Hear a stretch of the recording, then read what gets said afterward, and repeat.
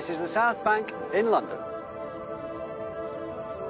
2,000 years ago, if you'd heard a human voice around here, the language would have been incomprehensible.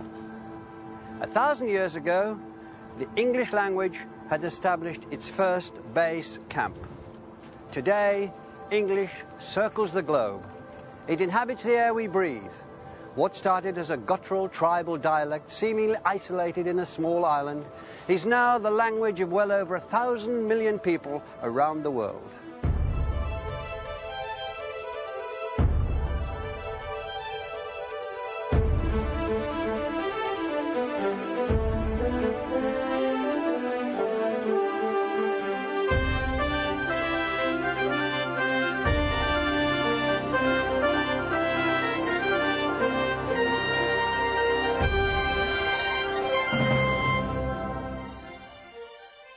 The story of the English language is an extraordinary one.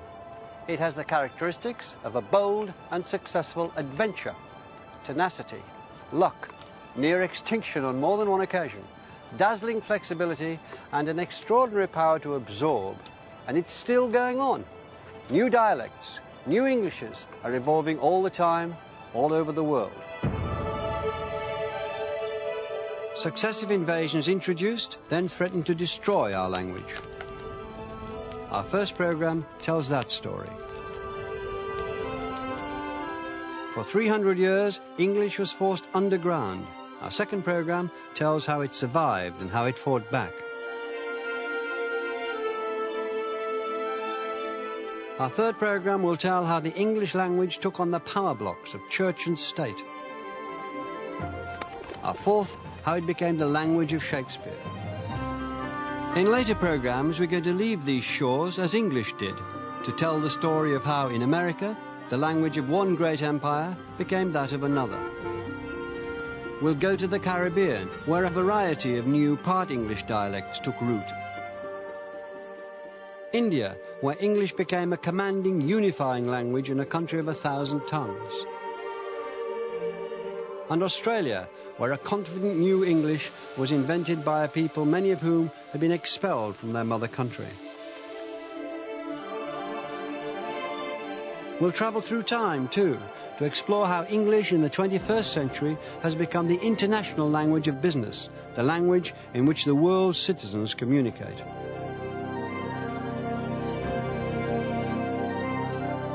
Over the last 1,500 years, these small islands have achieved much that is remarkable. But in my view, England's greatest success story of all is the English language. These programs are about the words we think in, talk in, write in, sing in, the words that describe the life we live.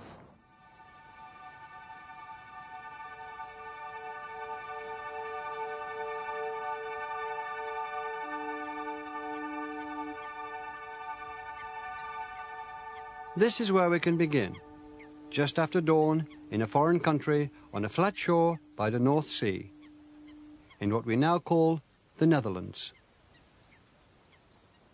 This is Friesland, and it's in this part of the world that we can still hear the modern language that we believe sounds closest to what the ancestor of English sounded like 1,500 years ago.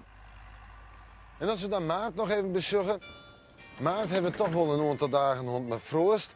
Ja, Friese die het op zijn 9 dagen, dat vooral ondergroen. In Friesland, many people start their day listening to the weather forecast from popular weatherman Piet Palusma. En dan mandje, tiesje en waasje. Het worden dagen... Some of his words might sound familiar, like 3 and 4, frost and freeze. Een temperatuur zomer bij de 3 of de 4 graden, geen frost, het zal net vriezen. Mist and blue. Vierders de kans op mist. En dan morgen. En daarmee flink wat zinnen. Blauw in de lucht. The reason we can recognize these words is that modern Frisian and modern English can both be traced back to the same family, the Germanic family of languages. And some words have stayed more or less the same down the centuries.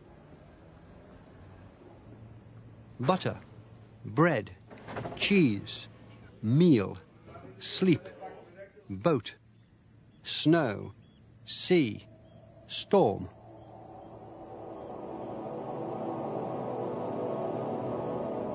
The West Germanic tribes who invented these words were a warlike, adventurous people. They'd been on the move through Europe for the best part of 1,000 years and now had settlements in what we would call the lowlands of northern Europe, Holland, Germany and Denmark. But they were still greedy for land, ready to move on.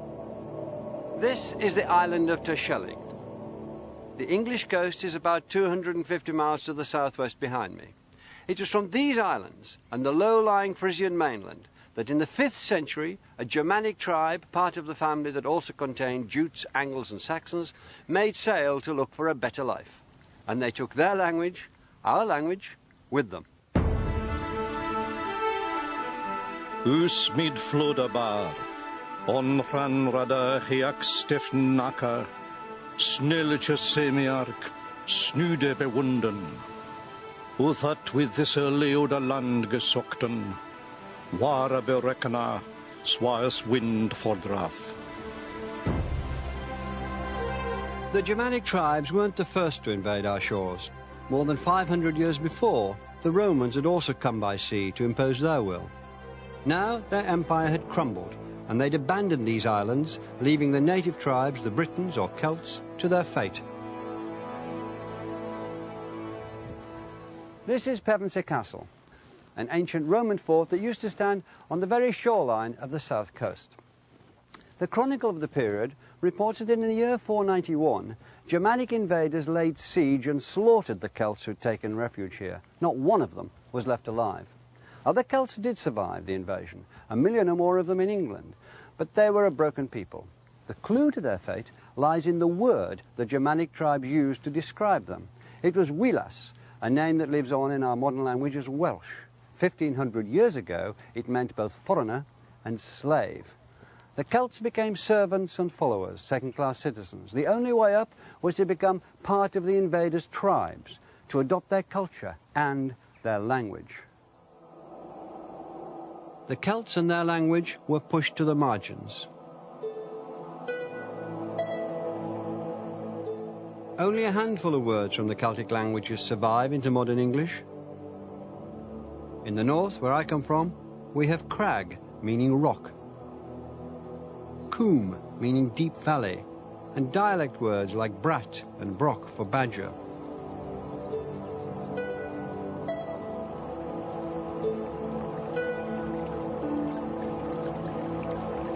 There are traces in place names.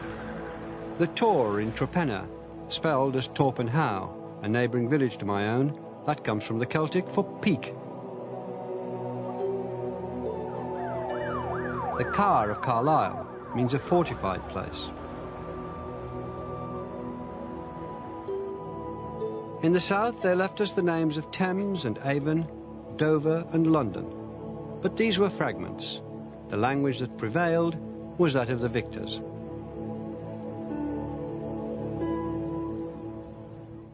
By the end of the 6th century, these Germanic tribes occupied half of mainland Britain.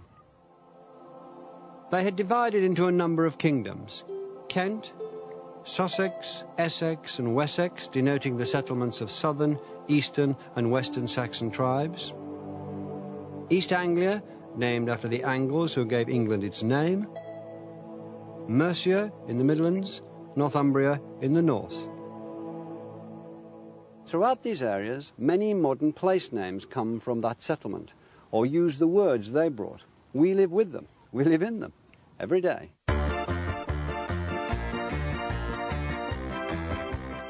The ing in modern place names means the people of.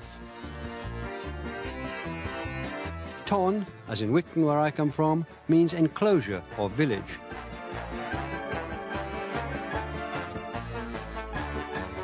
Ham means farm, which might surprise one or two Tottenham supporters.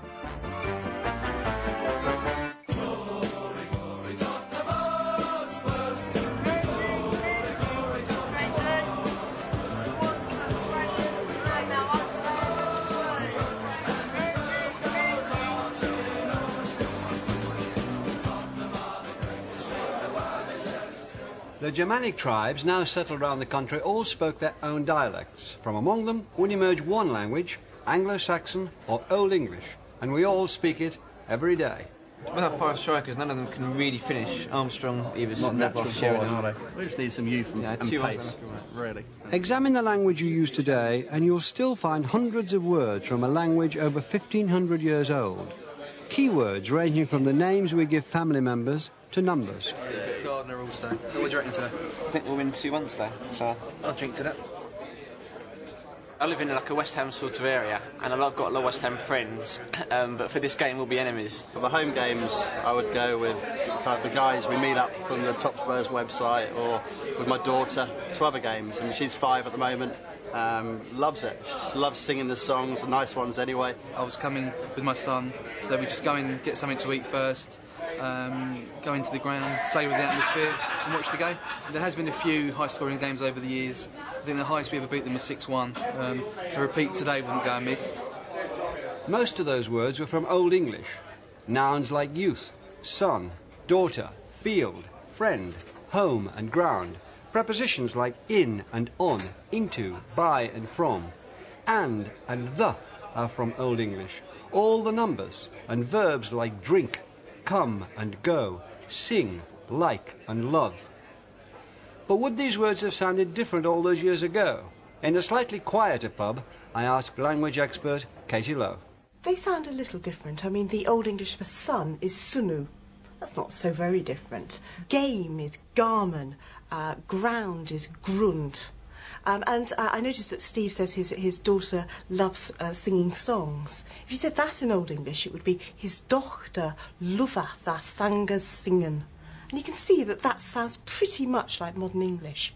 So in fact you can have a good conversation in Old English? Oh yes, you can indeed. I mean, each word I'm saying now is from Old English. Have you any estimate how many words there were swirling around compared with how many words we have now? We think it was in the region of 25,000 words. Compare that with an average desk dictionary, which maybe contains something like 100,000 words. It sounds pretty small. But if you think about the fact that an averagely educated person will probably have about 10,000 words in their active vocabulary, there are plenty of words to go round. English took its first steps away from its tribal roots with the revival of Christianity. Nu I schulen herian, he often reaches weird. Methodes mikte and his mood gethunk. Let us praise the King of Heaven, the power of the Creator and his conception, the work of the glorious Father who created every wonder, the eternal Lord. He often to groven, halig schipend.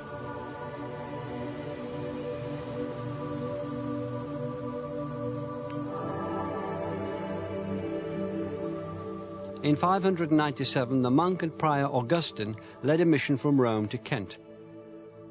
Around the same time, Irish monks of the Celtic Church were establishing a presence in the north. Within a century, Christians built churches and monasteries. This is St. Paul's in Jarrow, parts of which date from the 7th century.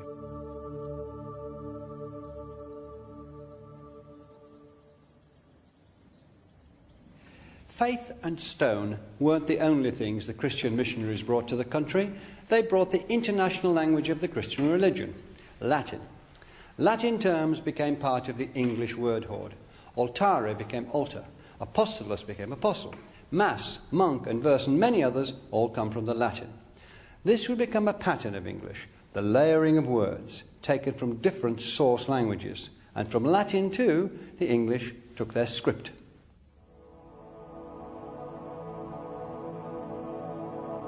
The Angles, Saxons, Frisians and Jutes, who had become the English, hadn't brought script as we know it with them, but runes.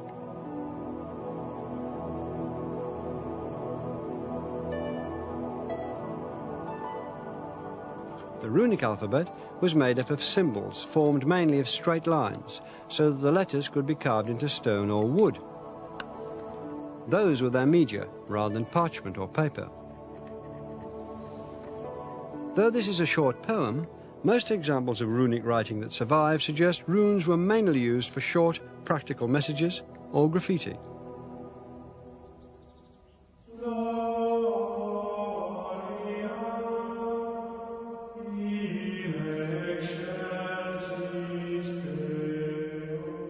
The Latin alphabet was different. With its curves and bows, it allowed words to be easily written using pen and ink onto pages of parchment or vellum, which, gathered together into a book, could be widely circulated.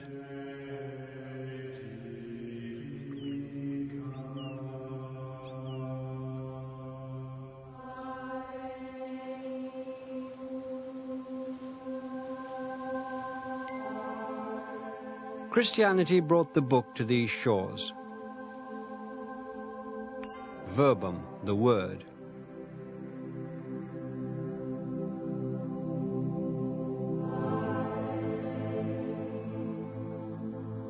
Soon a native culture of scholarship began to flower, a culture based on Latin and on writing.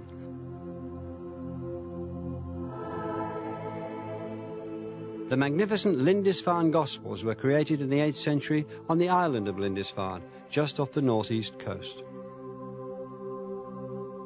A few miles south, at the monastery of St. Paul's in Jarrow, the great English monk and scholar Bede, born and educated in Northumbria, began writing the first ever history of the English-speaking people. He wrote, of course, in Latin, the language of scholarship. The prevailing language among the people was still Old English, but Latin, this powerful medium, was now amongst them. Now, Old English was written down, using the Latin alphabet, while retaining some of the old runes as letters. From the 7th century, we find English itself written on parchment in a language and a script which we can just about recognize as our own. Father user thu arth in hiofnu, siga halgad noma dhin, tokumath richa dhin, si willow dhin swa is in hiofne and in eortho. Chlaf userne of wislich selos today, and forgifus schulda usra, swa we forgifon schuldgem usem, and inled usi in custom. With writing, Old English stole a march on other languages spoken in Europe at the time. Prayers were recorded and books of the Bible translated. The laws of the land were written down, and the language soon became capable of recording and expressing an increasingly wide and subtle range of human experience. And in the right hands, Old English was now powerful and supple enough to take you to imaginary worlds, fire the blood, be poetry. What? We gardena in Yardawum, Theod Kuninga Thrum Gefrunon. So, the Spear Danes in days gone by, and the kings who ruled them, had courage and greatness. We have heard of those princes' heroic campaigns. No one knows who composed the epic Beowulf sometime between the mid-7th and end of the 10th century. It's the first great poem in the English language, the beginning of a glorious tradition which will lead to Chaucer, Shakespeare and beyond. The poem celebrates the glory days of the Germanic tribes, epitomized in the heroic warrior who gives the poem its name. The power of the language can be heard in this passage, which introduces Beowulf's archenemy, the monster Grendel. The comb of Mora, under Misleodum, Grendel Gungan, in off the moors, down through the mist bands, God-cursed Grendel came greedily loping. The bane of the race of men roamed forth, hunting for a prey in the high hall. Spurned and joyless, he journeyed on ahead and arrived at the bawn. Then his rage boiled over. He ripped open the mouth of the building, maddening for blood. He grabbed and mauled a man on his bench, bit into his bone lappings, bolted down his blood, and gorged on him in lumps, leaving the body utterly lifeless, eaten up hand and foot. What does that tell us about English at that time, Seamus? What sort of language was it when you came to it? Do you think this is a fully developed poetic language? It's certainly a fully developed poetic language. It's capable of great elaboration. But what struck me generally about Old English from the moment I read the bits of the Anglo-Saxon Chronicle right through to Beowulf is it's terrific for telling what happened. It's a wonderful sense of the indicative mood all through it. It's terrific for action, terrific for description.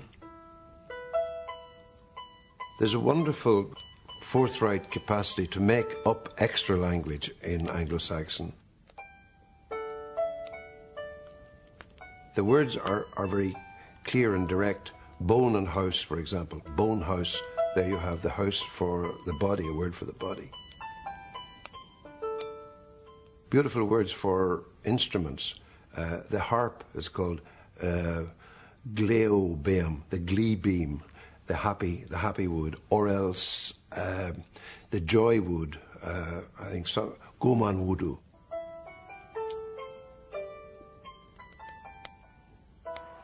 Swords or shields. The shield is the war board, weag board. That is a specific poetic energy that's in the language. The ability to make compounds, which is still in German, I guess, that gives it a great beauty. How extensive is the vocabulary? I think there are 40,000 words recorded in Beowulf. But a lot of the words repeat themselves probably this is in poetry more than in the prose. If we heard an Anglo-Saxon speaker speaking under his roof to his companion, we'd probably hear a quicker, a different, less elaborate language from Beowulf. Would you say it is very clearly written to be read aloud? It's certainly written to be read aloud. The question that agitates some scholars is whether it was written, you know. But I think the general consensus now is that by the time you get to Beowulf, you have a writer dealing with a traditional oral language. What? We gardena in Yardawum, Theod Kuninga Thrum Gefrunon, Hutha Athelingus, Ellen Fremedon.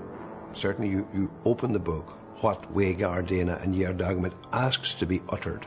And there are many speeches in it. And it comes off the tongue with terrific directness, I think.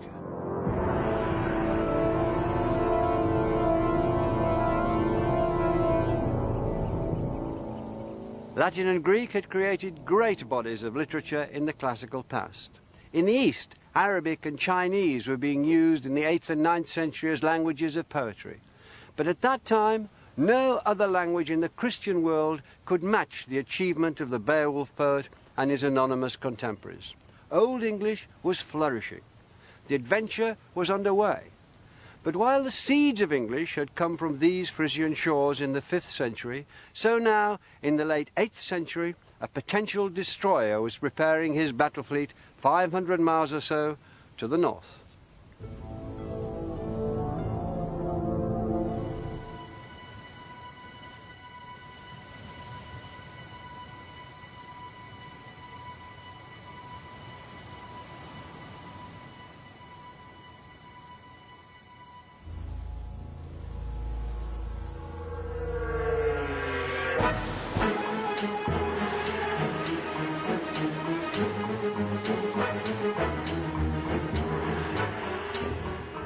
In the late 8th century, the Latin-based culture of scholarship, which had grown up in places like Lindisfarne and which had also been the cradle of Old English, faced extinction from across the sea.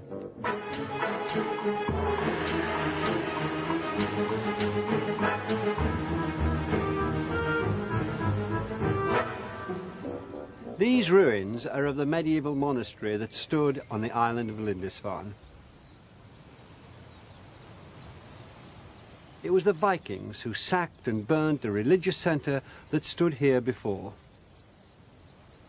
To these pagan pirates rampaging out of their longships in 793, this great centre of Christian piety and scholarship, a pivotal place in the survival of the Word and the Gospels, was no more than an undefended treasure house. The jewels that graced the books of the church became baubles around a Viking's neck.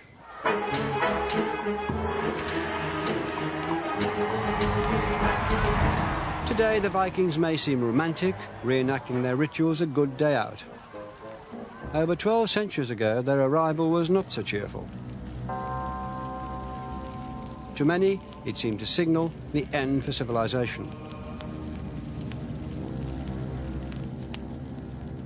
A year after razing Lindisfarne, the Vikings returned and sacked Jarrow, the abbey, where Bede had been the greatest scholar in one of the finest libraries in Christendom. This stronghold of the Latin word, where English was also being written down, uniquely among European dialects, was burned to the ground, its books with it.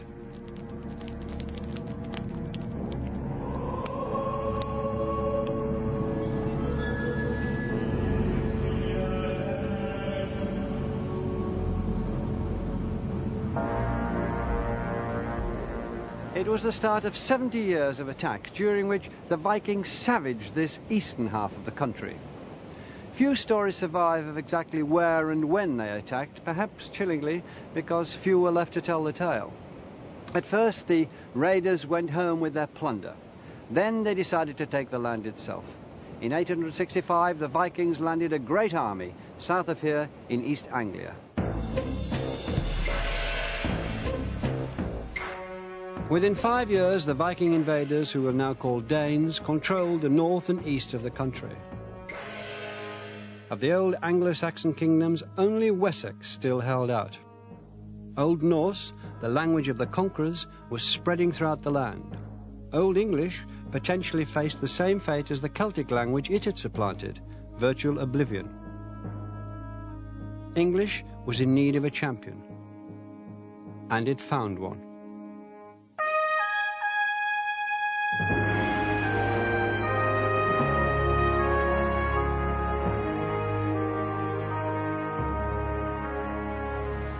King Alfred's statue stands here in Winchester, the capital of his ancient kingdom of Wessex. He's the only monarch in our history to be known as the Great, and he's often been hailed as the saviour of England. That may be debatable, as the idea of a single unified England didn't really exist in Alfred's day. What is certain is that he was a great defender of the English language. It was the Victorians who dubbed Alfred the Great. He was one of their darlings, an English hero whose exploits were enthusiastically woven into the fabric of national myth. But he very nearly didn't make it. He'd come to the throne of Wessex within a year of the first Danish attacks in the southeast, and at first he could hardly hold them back. In 878, the Danes won what appeared to be a decisive battle at Chippenham in Wiltshire.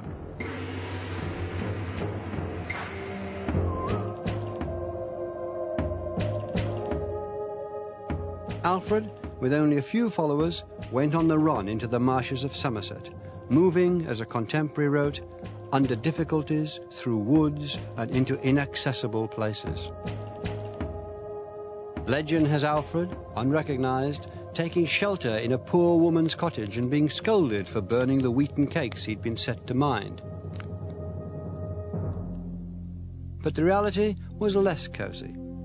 His situation was desperate, and if Alfred's kingdom fell, the whole country would be controlled and settled by conquerors whose language would inevitably crush English.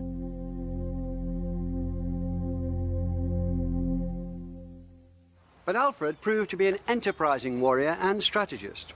Running free in the Somerset levels, he discovered the arts of irregular warfare and mounted guerrilla attacks against the occupying forces of Guthrun, the Danish invader. But he knew that wasn't going to be enough. For Wessex to be regained, the Danes had to be brought to battle and defeated. The fighting men of Wessex had been scattered, but in the spring of 878, Alfred sent out a call for the men of the Shire Fyrds, the county armies, to join him. Around 4,000 men, mainly from Wiltshire and Somerset, armed only with battle axes and throwing spears, responded to the call. They mustered at Egbert Stone, where trackways and ridgeways met. 48 hours later, they advanced, shields drumming, against the Danish army of 5,000, holding high ground at Ethandune on the western edge of Salisbury Plain. Contemporary English accounts describe the battle that followed as a slaughter and a rout of the Danes by the West Saxons. Modern historians question that, but there's no doubt that Alfred prevailed. His crown and his kingdom were secured, and more importantly for our story, so was the English language.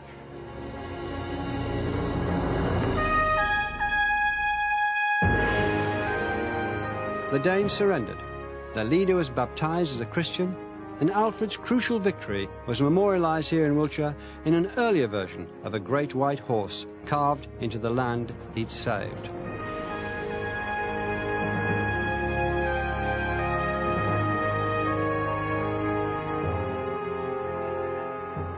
Alfred left an even more significant mark on the country. He signed a peace treaty with the Danes which established a border running up through the country from the Thames to the old Roman road of Watling Street. The land to the north and east, to be known as the Danelaw, would be under Danish rule. The land to the south and west would be for the English. No one was to cross the line unless to trade.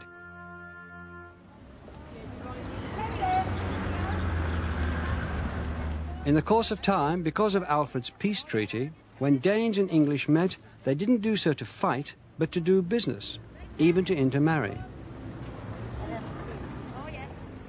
Communities mixed, and so did the languages. And English, rather than being engulfed by the Danes' language, began to absorb it. I'm in the market town of Hexham in the northeast of England. Maps of the area show just how widespread the Danish settlement was. Place names ending in "by" reveal the Danish name for farm. Thorpe denotes a village, Thwaite a portion of land.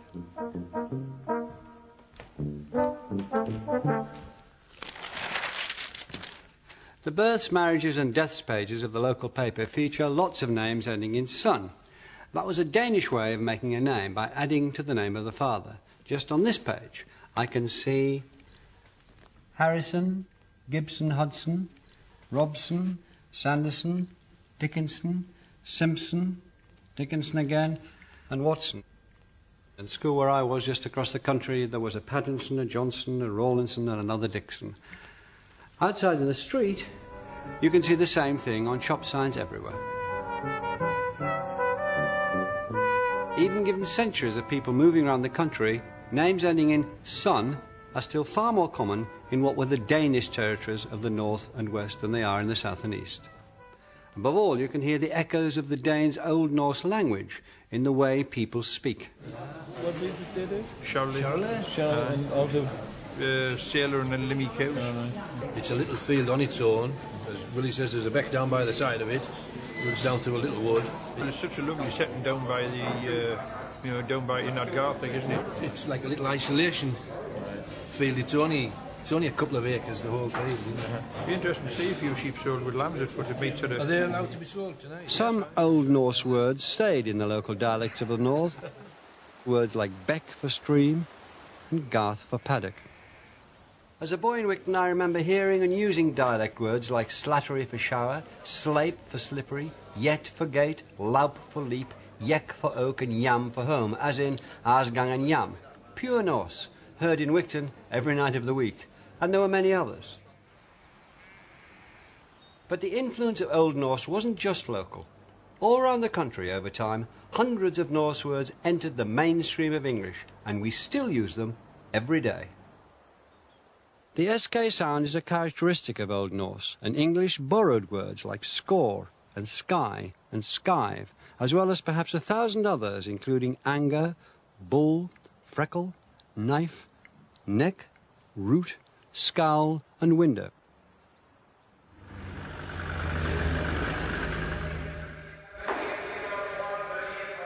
Sometimes, where both Old Norse and Old English had a word for the same thing, both words lived on in English, each taking on a slightly different meaning. Where Old English said craft, Old Norse said skill. For in English hide, the Norse said skin. In Old English you were sick, in Norse you were ill.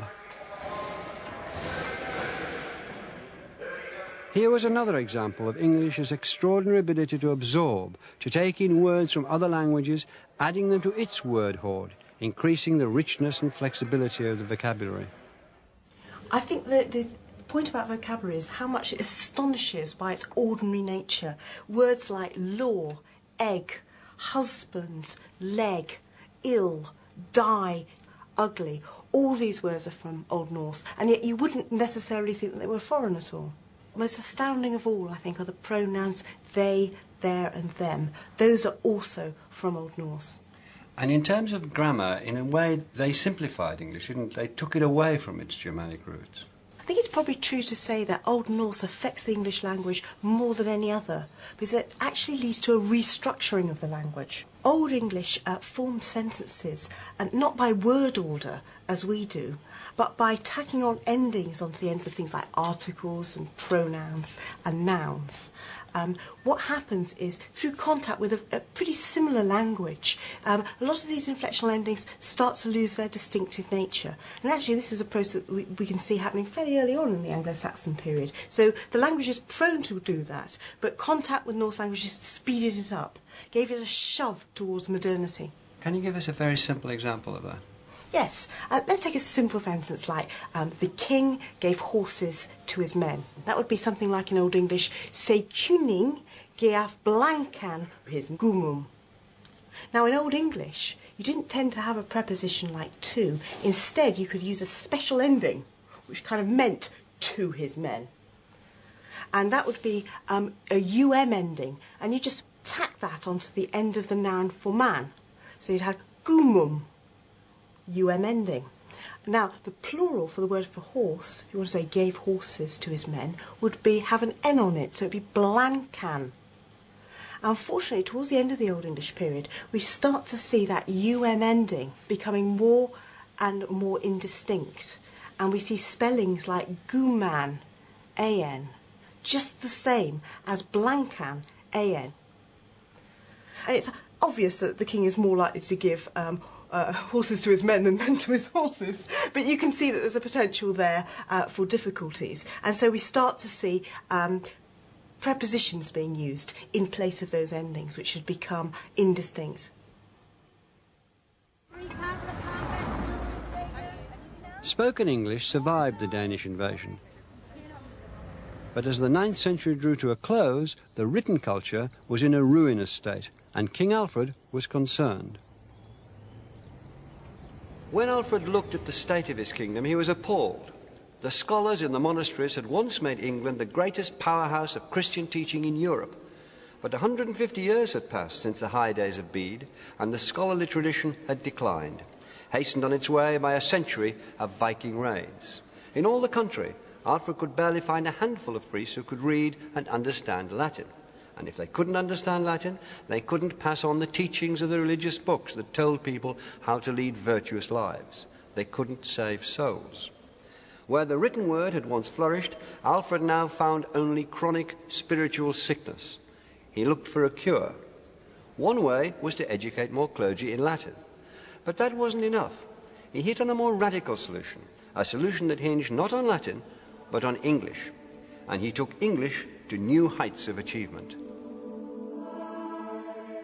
In the preface to his own translation of Pope Gregory's Pastoral Care, Alfred wrote, "I remembered how, before it was all ravaged and burned, I'd seen how the churches throughout all England stood filled with treasures and books. And there was also a multitude of God's servants who had very little benefit from those books because they couldn't understand anything of them, since they were not written in their own language." Their own language was, of course, English. Alfred didn't want to do away with Latin, but he realized that it would be far easier to teach people to read books written in the language they spoke. The best scholars could then go on to learn Latin and join holy orders. The rest would still have access to scholarship and spiritual guidance, but it would be written in English.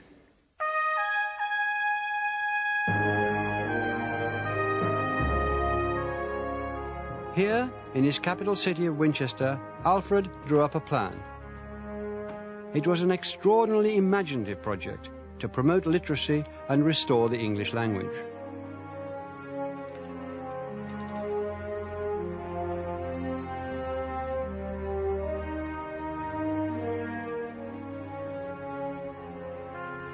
We should, he wrote, translate certain books which are most necessary for all men to know into the language that we can all understand, and also arrange it, as with God's help we very easily can if we have peace, so that all the youth of free men now among the English people, who have the means to be able to devote themselves to it, may be set to study for as long as they're of no other use, until the time they're able to read English writing well.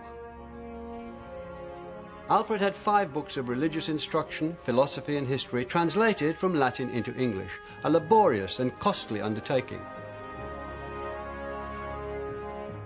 Copies were sent out to the 12 bishops of his kingdom for their wisdom to be spread as widely as possible. To each bishop, to emphasize the importance and value of the project, Alfred sent a costly pointer used to underline the text. This is the Alfred jewel. Many historians believe that it formed the head of one of those pointers. Crafted in crystal, enamel and gold, it was discovered in 1693 in Somerset and is now on show at the Ashmolean Museum in Oxford. It's inscribed, "Alfred had me made," in English. Alfred the Great had made the English language the jewel in his crown.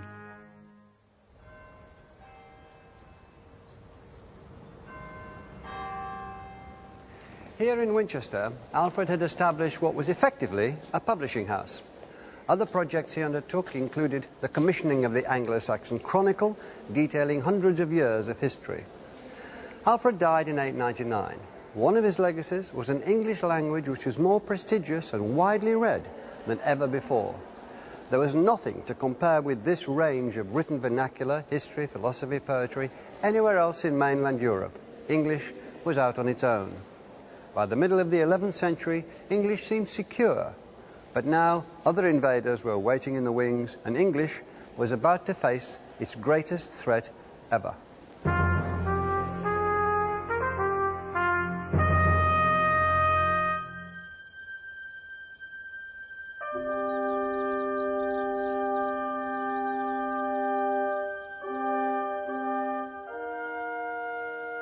This place, the old Roman fort at Pevensey, was a fateful one for the English language. It was here, among other places, that the Frisians and other Germanic tribes had made landfall in the 5th century and introduced their own language. Now, in 1066, another wave of invaders was landing, the Normans. When in 1066 William, Duke of Normandy, sailed with his army to claim the English throne, he was sure he had right on his side. The English king, Edward the Confessor, had spent many years in Normandy, and in that time, contemporary sources say, had come to regard William as a brother or even a son, and had named him as his successor. Sensing his impending death and fearing rebellion at home, the childless Edward had dispatched Harold Godwinson, his wife's brother, and as Earl of Essex, the richest and most powerful of the English lords, to Normandy to pledge loyalty to William. This Harold did, swearing on 2 caskets of holy relics. But when Edward did die, Harold, supported by the English nobility, had himself crowned in Westminster Abbey on the very day that Edward was laid to rest there.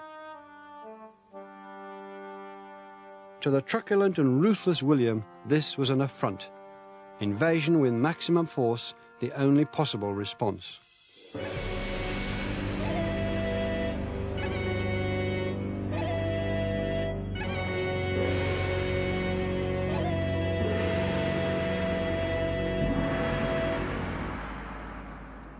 The armies met here, near Hastings.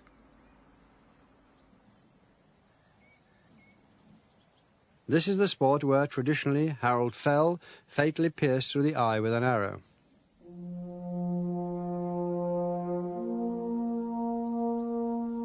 The site was later named after the engagement, but it's named not with an English word, like fight, but with a word from the language of the Norman victors, battle.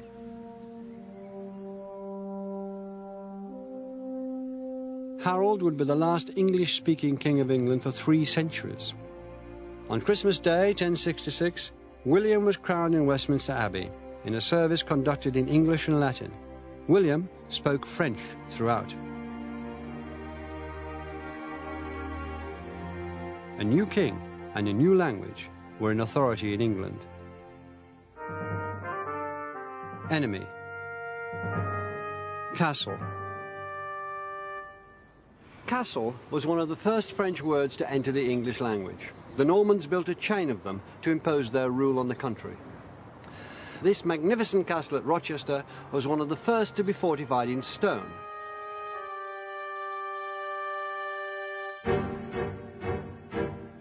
By blood, the Normans were from the same stock as the Norsemen who'd invaded in earlier centuries, but they no longer spoke a Germanic language, rather what we'd call Old French, which had grown from Latin roots. Many of the words they spoke would have been very strange to the native English, but would quickly become unpleasantly familiar. Our words, army, archer, soldier, garrison, and guard, all come from the conquering Norman French. French was the language that spelled out the architecture of the new social order: crown, throne, and court, duke, baron, and nobility, peasant, vassal, servant. The word govern comes from French, as do liberty, authority, obedience, and traitor. The Normans took the law into their own hands. Felony, arrest, warrant, justice, judge and jury all come from French. And so do accuse, acquit, sentence, condemn, prison, and jail.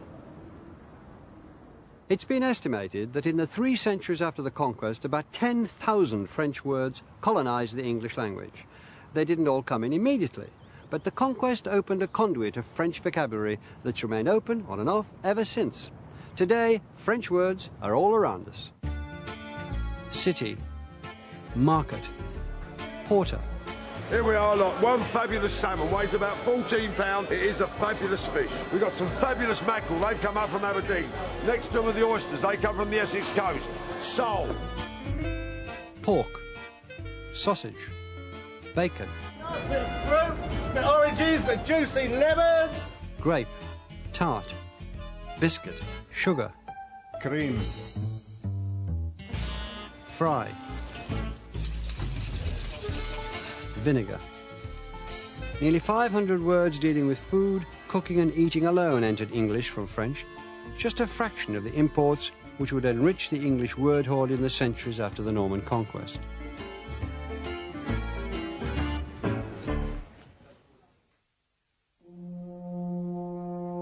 Within 20 years of taking control of the country, William sent his officers out to take stock of his kingdom. The monks of Peterborough, who were still recording the events of history in English in the Anglo-Saxon Chronicle, noted disapprovingly that not one piece of land escaped the survey, not even an ox or a cow or a pig.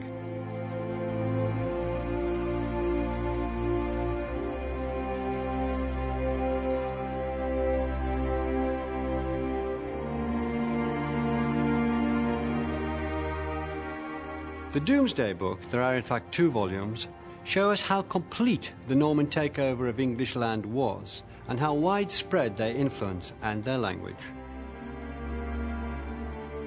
The Norman settlement had concentrated the wealth of England more than ever before or since. The native ruling class from before the conquest had been slaughtered, banished or disinherited in favour of William's followers. Half of the country was in the hands of just 190 men. Half of that was held by just 11 men. And not one of these great landowners spoke English. Gilberti de Gaunt, Raoul d'Insula. When this record of the country was drawn up, it was written in Latin, not Norman French, David d'Argent, and certainly not English. Ranulph Fitzalergris. Between them, French and Latin had become the languages of state, law, the church, and history itself in England.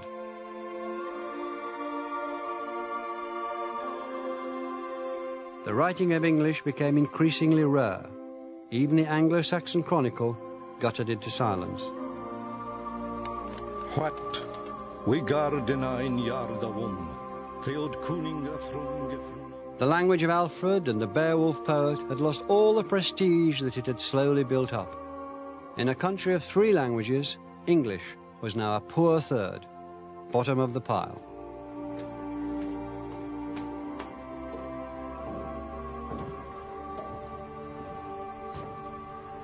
The English language had been forced underground.